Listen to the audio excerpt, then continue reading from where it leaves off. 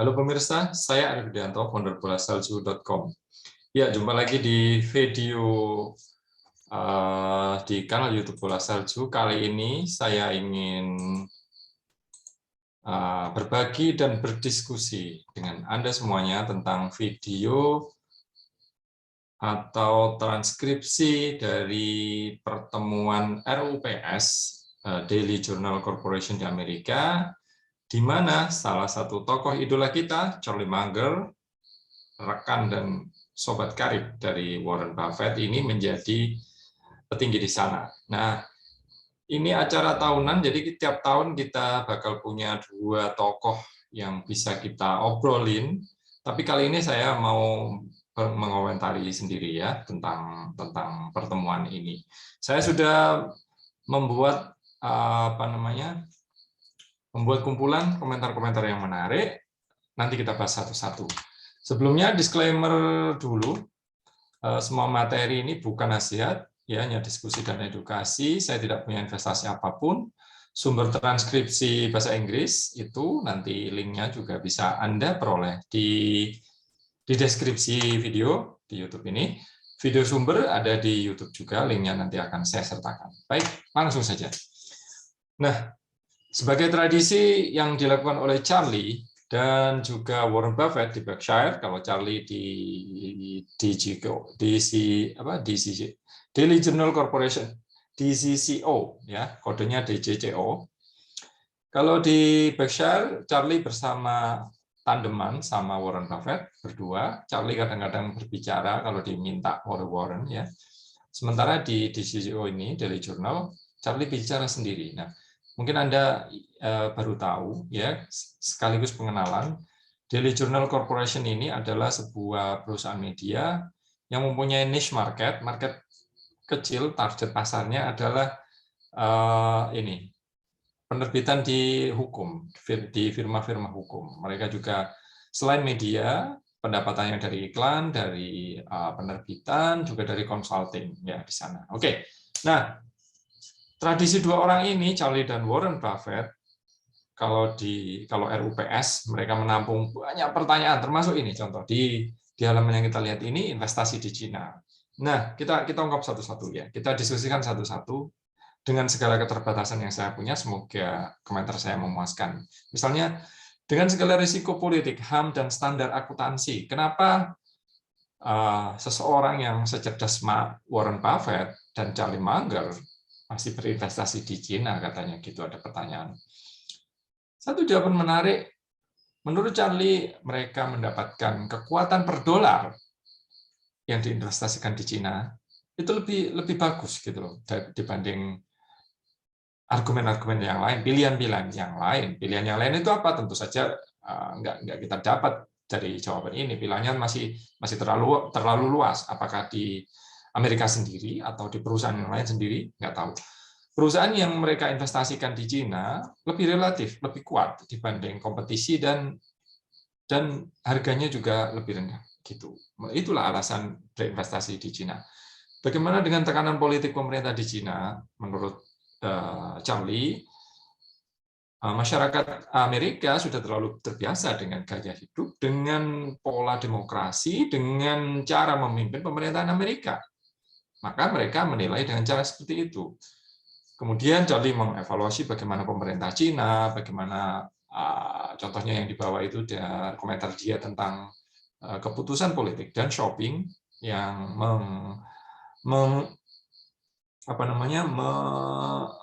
mengorbankan ideologinya. Kemudian menurut Charlie ya, Deng mengorbankan ideologinya, mengambil langkah kebijakan politik yang menurut dia memberi pertumbuhan lebih baik. Dan itu telah terbukti di Cina selama 30 tahun terakhir. Nah, ini adalah sebuah insight yang menarik dari Charlie yang berharap di tengah tensi hubungan perang dagang yang beberapa tahun terakhir ini menguat, terutama di pemerintahan Trump, Charlie berharap bahwa Amerika dan Cina, Cina ya ini, sorry, ini edit aja langsung ya. Ya, Amerika dan Cina bisa saling respect dan belajar satu sama lain. Begitu ya. Next. Masih hubungan dengan Cina, juga hubungannya dengan investasi daily journal di Alibaba, ya, dan juga hubungannya dengan Warren Buffett. Nah, pertanyaannya kalau nggak salah begini, kenapa ada perbedaan, sedikit perbedaan dalam keputusan berinvestasi di Cina dari perspektif Warren Buffett dan perspektif Charlie Munger. Nah, kalau Anda mau mengikuti cerita Warren Buffett dan Charlie, beberapa waktu sebelumnya Anda akan tahu bahwa Berkshire juga sempat berinvestasi, bukan sempat ya, masih ya, berinvestasi lumayan besar di BYD, perusahaan otomotif dan baterai di Cina awalnya. Sudah 13 tahun, hasilnya memuaskan seperti kita ulas di video sebelumnya ya. 30 kali lipat, hanya dalam 13 tahun. Nah, dari sisi itu sebenarnya Warren juga masih punya kadar sedikit kepercayaan terhadap berinvestasi di Cina. Tetapi di sisi ini Charlie memang lebih apa ya, misalnya Daily Journal berinvestasi lumayan besar di Alibaba. Kalau nggak salah terakhir statusnya sekitar 27% dari portofolio Daily Journal. Setelah menambah beberapa kali ya pasca jatuhnya saham Alibaba. Ingat, disclaimer bukan rekomendasi ya. Nah, tapi komentar Charlie ini menarik. Warren seperti juga manusia cerdas yang lainnya suka berinvestasi di mana dia sangat nyaman secara pribadi. Untuk beberapa alasan, Charlie lebih nyaman berinvestasi di Cina daripada dia, gitu. Itu hanya perbedaan kecil. Nah, ini menurut saya komentar menarik bahwasanya dua tokoh kita, idola kita, kalau Anda investor serius, Warren Buffett dan Charlie Munger, pasti merupakan pemikir yang abad ini yang patut kita pelajari pemikiran mereka dalam investasi. Nah, keduanya pun masih punya perbedaan. Dan dalam investasi memang ini layak, nggak ada masalah perbedaan-perbedaan itu. Seperti juga diutarakan di The Intelligent Investor, Warren Buffett sendiri memuji banyak investor yang lain yang gaya investasinya berbeda, gaya jumlah dananya berbeda. Daily Journal sendiri misalnya dengan dana sekitar 300 jutaan US dollar, sementara Berkshire bilionan ratusan miliar dolar, berbeda berkali-kali lipat. Gayanya bisa sama, bisa berbeda, bisa ada sedikit style sendiri di beberapa sisi yang lain. Itu biasa, oke. Next, kripto. Nah, ini isu yang panas ya. Pertanyaannya sebenarnya agak nyelekit. Apakah Anda akan mengakui Anda miss something? Ternyata Charlie masih tetap PD-nya, dia memang tidak invest, dia bangga ya. Dia menganggap itu sebagai penyakit menular, disease something ya, venereal disease something. Apa ya? Mungkin orang-orang itu seperti komentar Charlie yang saya baca ini ya, ini orang-orang yang menganggap atau melebih-lebihkan soal bagaimana modernitasnya, bagaimana ini mengganggu ini adalah modernisasi dari sistem keuangan dan seterusnya. Tetapi Charlie sendiri tidak mem-welcome sebuah currency yang sangat berguna untuk untuk extortion itu, untuk penculikan, untuk melarikan pajak, untuk menggarong orang dan lain-lain seperti itu, nggak suka gitu. Kali kripto misalnya dipakai terorisme, seperti saya ikuti di komentar Jamie Dimon, ya CEO dari Morgan, ya JP Morgan. Sekali kripto dipakai untuk terorisme, pasti pemerintah di mana saja akan melarangnya, kayak gitu. Nah, dan tentu saja iri katanya. Semua orang bisa menciptakan mata uang mereka, itu sangat gila menurut Charlie, dia tidak suka dan oke. Kemudian ya, ini komentar yang menarik tentang kripto yang kemudian saya kutip, ini menarik. Tidak. Kenapa bagaimana pendapat Charlie tentang Federal Reserve yang merencanakan meluncurkan digital currency sendiri? Tidak. Federal Reserve atau bank sentral di Amerika bisa mempunyai currency jika mereka menginginkannya, ya. Di sana sudah punya digital currency, namanya rekening bank gitu.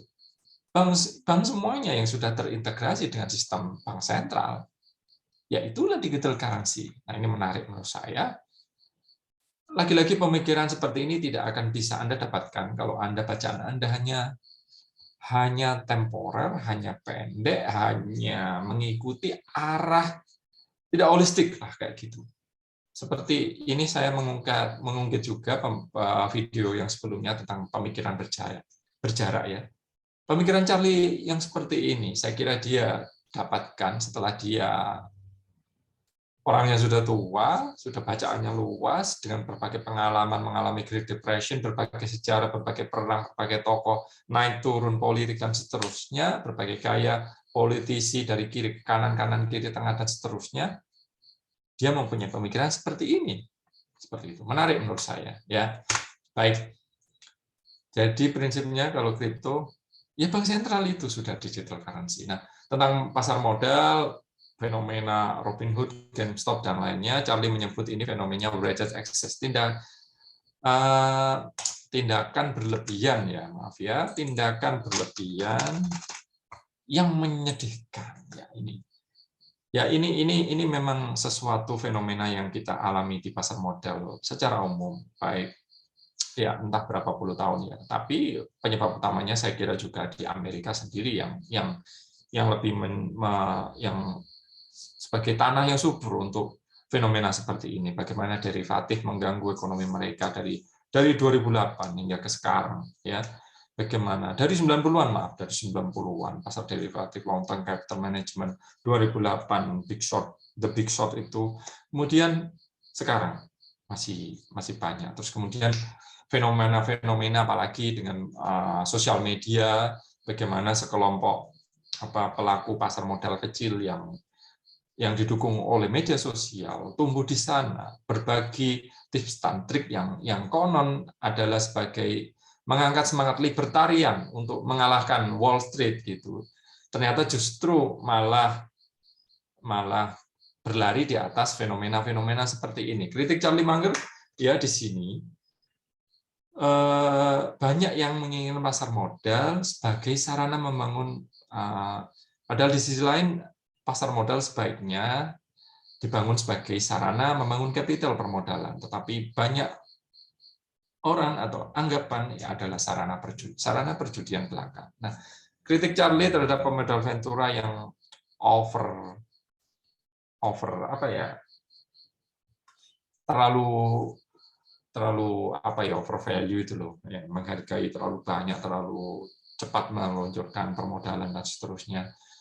Nah, banyak yang senang dengan fenomena pasar modal seperti ini karena mereka dianggap Charlie seperti sekelompok orang berpesta mabuk-mabukan yang tidak pernah berpikir tentang konsekuensi besoknya. Kita tidak menginginkan itu semua. Nah, kemudian tentang value investing, apakah value investing masih bekerja, atau dalam pertanyaan lain, apakah value investing mati? Nah, mungkin banyak orang bisa berdebat. Value investing Graham kan modelnya kayak gitu, menghargai saham di bawah net asset value. Tapi kalau Charlie dan Warren Buffett menganggap semua jenis investasi yang membeli untuk berharap nilai lebih tinggi di atas, yaitu value investing. Charlie menganggap ini tidak akan mati ya. Idenya adalah mendapatkan value daripada yang kita bayar. Itulah investasi semuanya ya. Jika Anda ingin sukses, Anda harus mendapatkan lebih banyak daripada yang kita bayar. Itulah investasi seperti itu. Itu tidak akan obsolete, tidak akan musnah, tidak akan hilang. Terbukti, nah ironinya, tapi pertanyaan ini sering kali ditanyakan, ironinya sekarang kita mungkin menyaksikan ya fenomena seperti ini, bagaimana misalnya fund-nya Cathie Wood pada tahun ini ternyata kembali lagi ke nilai sudah jatuh ya berapa 20% lebih ya. Ternyata orang-orang value masih baik-baik saja kayak gitu. Nah, Charlie sudah banyak mengalami boom and bust, bubble, bagaimana bacaan sejarahnya juga luas seperti itu ya. Oke, disrupsi ekonomi sekarang. Menurut Charlie ketika ditanyakan bagaimana ekonomi bekerja, ya inilah menariknya kapitalisme adalah terutama ini loh, ketika ditanya bagaimana orang-orang sekarang banyak yang mengundurkan resign dari pekerjaan, bekerja dari rumah, ya menurut Charlie, ya kapitalisme bekerja seperti itu. Zaman berganti silih berganti. Yang dulu pakai kereta kuda, pakai mobil, sekarang setelah pakai mobil, pakai internet. Setelah ada internet, orang bergerak, bekerja di rumah dan lainnya. Yes, begitulah kapitalisme bekerja. Begitulah kapitalisme atau ekonomi memperbaiki kehidupan masyarakat dan hidup dari perbaikan itu. You take all harusnya dan seterusnya. Anda bisa baca sendiri ya. Baik. Nah, kemudian Charlie ditanyakan tentang kompensasi direksi, kompensasi manajemen, dan kemudian menghasilkan hasil yang meleset bagi pemegang saham. Ada beberapa diskusi yang menarik tentang expense yang sangat boros yang dilakukan oleh direksi, ya. Nah, itu memang masalah dari dulu hingga sekarang dan mungkin ke depan juga pasti ada.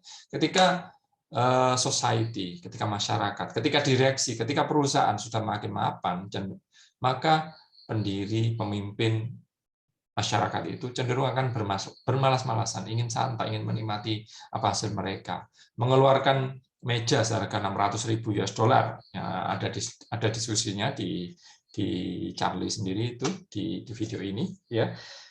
Kemudian budget pesawat mengangkut direksi, hanya satu orang direksi dari Amerika ke Eropa $100.000, itu kan berlebihan sekali menurut Charlie, ya, seperti itu. Nah, itu selalu terjadi, tapi kapitalisme itu efisien ketika orang yang membuat keputusan adalah melakukan untuk properti mereka. Nah, ini menarik. Ya, memang sesungguhnya basis ide dasar dari kapitalisme itu adalah kepemilikan pribadi. Nah, orang-orang atau perusahaan atau ekonomi atau kita berbicara lebih luas, misalnya sistem pasar modal, misalnya Indonesia, semuanya itu akan lebih efektif jika orang-orang yang mengelolanya untuk mereka sendiri. Ini pemikiran yang terus patut kita ajak, kita diskusikan, karena itu nanti akan that's just the way it is, kata Charlie, ya, kayak gitu. Itu akan menghasilkan hasil yang lebih bagus untuk kita semuanya. Tetapi dalam satu hal lain, kita pasti mengalami hal-hal yang buruk seperti itu, ya. Oke, masa depan perusahaan. Ya, di sana kita membaca berbagai sejarah perusahaan di Amerika, di Indonesia juga pasti terjadi, ya.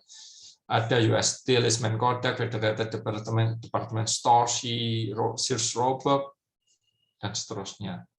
Yang dulu mungkin tidak banyak orang mengira itu bisnisnya akan hilang ternyata, atau terganggu, atau turun kinerjanya. Berkshire sendiri seperti itu. 3 perusahaan diserap Berkshire. Tapi ya begitulah kapitalisme bekerja. Nah, ini menurut saya filosofi yang patut kita pahami, ya. Setiap saat seluruh bisnis ini, whole bisnis pasti akan mati.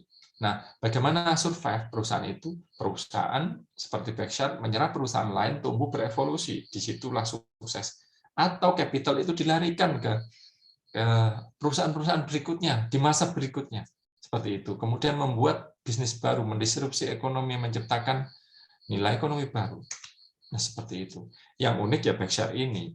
Berkshire sekarang mempunyai nilai yang lebih besar daripada seluruh perusahaan lain, dan di Amerika itu juga sangat unik sekali, ya.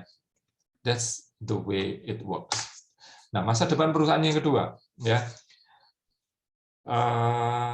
Oke. Ini komentar yang tadi, bagaimana manajemen bekerja, kecenderungannya kita akan cenderung malas-malasan ketika kita sudah semakin besar seperti itu, ya. Oke. Kemudian investasi pasif. Nah, ini isu yang sudah 2 tahunan ini saya ikuti di Amerika, terutama dengan tumbuhnya indeks fund yang jauh lebih besar dibandingkan aktif fund di Amerika. Ya, di satu sisi Charlie dan Warren Buffett saya kira sangat positif terhadap fenomena ini karena dengan cara itu masyarakat umum ingat, yang menaruh modal di pasar modal akan mempunyai manfaat lebih tinggi di sana. Tetapi kemudian ada fenomena terakhir ketika dana dari indeks fund itu melebihi dari posisi atau investasi yang dikelola oleh tokoh-tokoh aktif manajemen. Kemudian manajemen dari indeks fund seperti Vanguard atau BlackRock dan lain-lain dikhawatirkan kemudian meminta posisi direksi, posisi board di perusahaan. Nah, ini dikhawatirkan oleh Charlie dalam jawaban ini karena itu seperti mentransfer voting power dari perusahaan ini ke indeks fund dan itu akan bisa berbahaya. Tapi Charlie menyebut namanya Larry Fink karena CEO dari Vanguard. Nah, ke depan kita bicara secara umum, katakanlah di Indonesia, misalkan nanti indeks fund mungkin besar seperti itu dan kemudian ada fenomena mirip seperti ini, itu bisa berbahaya karena belum tentu arah yang diambil dari pengelola indeks fund itu bisa benar, bisa berbahaya. Prinsip dasar dari investasi pasif yang kita percaya, kita anut ya, umumnya dari Charlie, dari Warren Buffett adalah kita hidup secara global mengikuti pertumbuhan pasar dari kesalahan dan juga hal-hal positif yang terjadi di sana, bukan yang dihasilkan dari power yang dihasilkan oleh manajemen di indeks fund seperti itu. Ya. Nah, kemudian ada pertanyaan tentang kas, bagaimana kas. Charlie menjawab, misalnya di Berkshire yang mempunyai kas berlebih, sementara di Daily Journal kasnya sedikit sekali, ya. Itu Daily Journal sudah menggunakan seluruh kasnya, sementara Berkshire banyak. Nah, menurut Charlie itu bukan masalah, akan menunggu peluang investasi yang lebih bagus, bukan masalah itu, meskipun faktanya seperti itu, tapi concern-nya, fokusnya bukan di situ. Menurut Charlie, Buffett hanya tidak dapat menemukan yang bisa dibeli dalam waktu sekarang, udah itu aja. Lihat, ada dua perbedaan gaya yang berbeda ya di sini, tetapi kita juga ingat total portfolio value dari Daily Journal dan Berkshire itu berbeda. Yang satu ratusan billion, yang satu ratusan juta, sangat berbeda. Mungkin itu juga alasan yang dari pemikiran atau keputusan yang berbeda di sini. Ya. Oke, Anda siapa saja, ya mungkin bisa mempunyai landasan yang berbeda, terutama di kas tadi ya. Nah, kemudian Berkshire ada hubungannya dengan kas tadi. Nah, Charlie bisa menambahkan alasannya tidak membeli adalah kita tidak bisa membeli di segala harga yang ada yang ditawarkan. Orang-orang lain sangat mempedulikan harga. Nah, ini prinsip investasi yang penting ya. A lot of the buying is not done by banyak orang atau banyak pembelian investasi yang dilakukan oleh orang yang tidak mempunyai investasi mereka. Maksudnya bukan properti mereka itu tadi loh yang dijelaskan oleh Charlie Munger. Misalnya fund, mereka tidak memiliki dana di fund itu.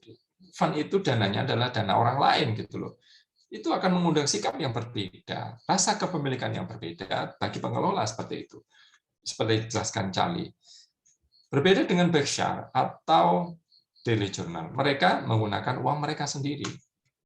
Atau minimal itulah cara bagaimana mereka berpikir seperti itu. Nah, ini menarik prinsip yang bisa kita anut, bisa kita aplikasikan agar kita selalu di jalan yang baik dalam ketika kita berinvestasi. Nah, ini juga diskusi yang menarik tentang filosofi bagaimana pendorong dunia. Ya, dunia ini bukan didorong, menurut Charlie ya ini, dunia bukan didorong oleh greed, bukan oleh keserakahan, tapi oleh iri hati. Itulah pendorong dunia.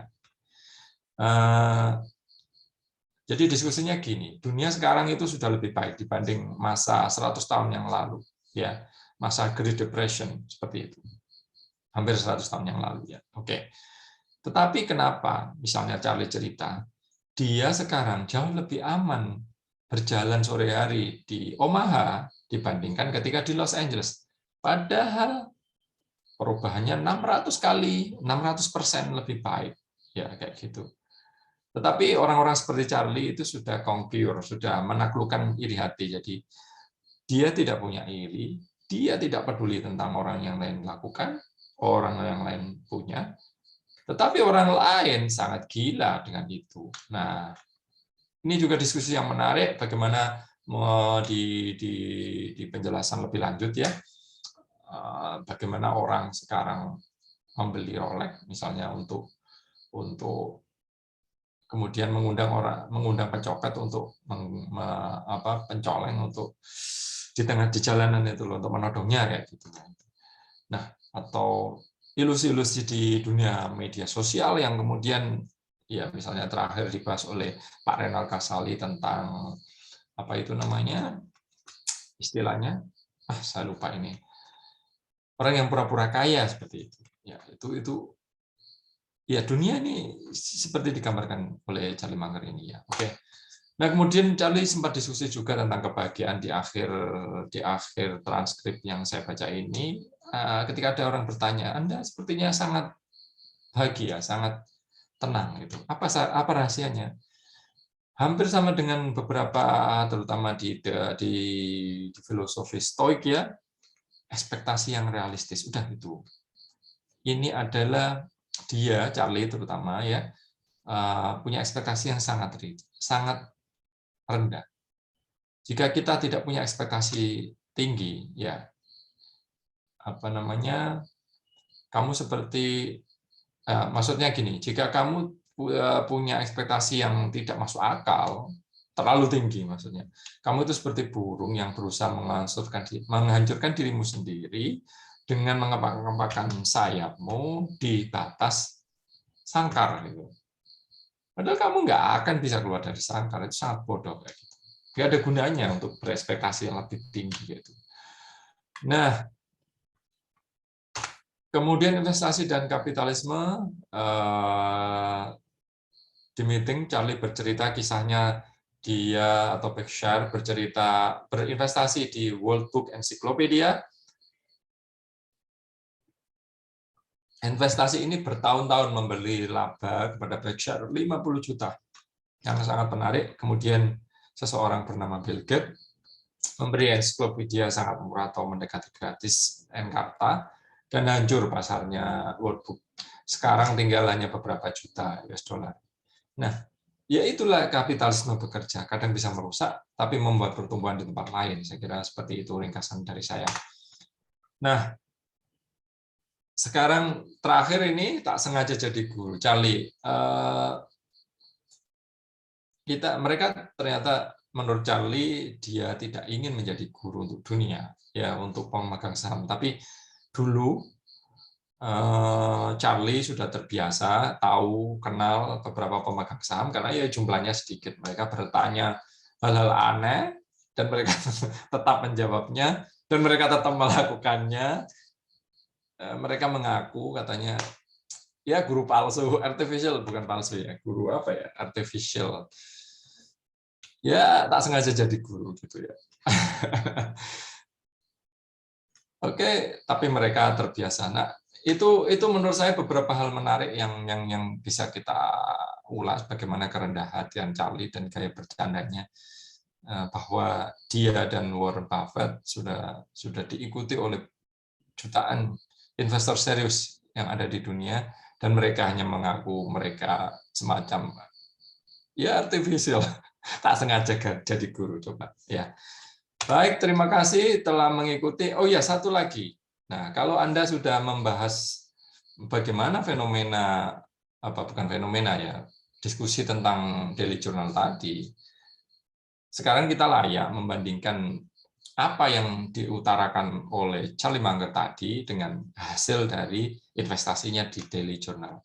Nah, kita perpendek saja 10 tahun terakhir, dari 2012 harga daily journal dulu 76,2 ya, sekarang 332 per tadi sore. Ini setara return 336,1% untuk 10 tahun, KGR 15,87. Menarik sekali. Bagaimana? Menarik sekali ya. Jadi ini membuktikan bahwa apa yang dilakukan Charlie juga, apa yang diutarakan juga dilakukannya, dan itu cukup menarik. Nah, Anda kalau mempelajari lebih detail tentang portofolio daily journal ini, ternyata portofolionya hanya 5. Oke. Setahun terakhir, selama 2021, Charlie hanya teman-teman, hanya membeli perusahaan, melakukan transaksi itu hanya 1 saham saja, dan itu signifikan. Sahamnya turun lumayan, terutama Alibaba ya. Setelah turun beli 80-an%. Ternyata di kuartal terakhir 2021 turun lagi, turun 6% dari harga awalnya, dia beli lagi. Sangat sederhana, hanya transaksi 1 saham saja dalam 1 tahun itu. Nah, itu memberikan return yang seperti tadi. Nah, ini banyak hal yang menarik yang bisa kita pelajari ternyata dari daily journal. Saya sendiri jujur ya, baru tahu daily journal setelah 2 tahun, dalam 2 tahun terakhir ini. Coba saya tahu dari dulu, ini tentu mungkin saya bisa belajar lebih banyak. Demikian dari saya, semoga bermanfaat ya teman-teman. Sampai ketemu di video berikutnya. Terima kasih.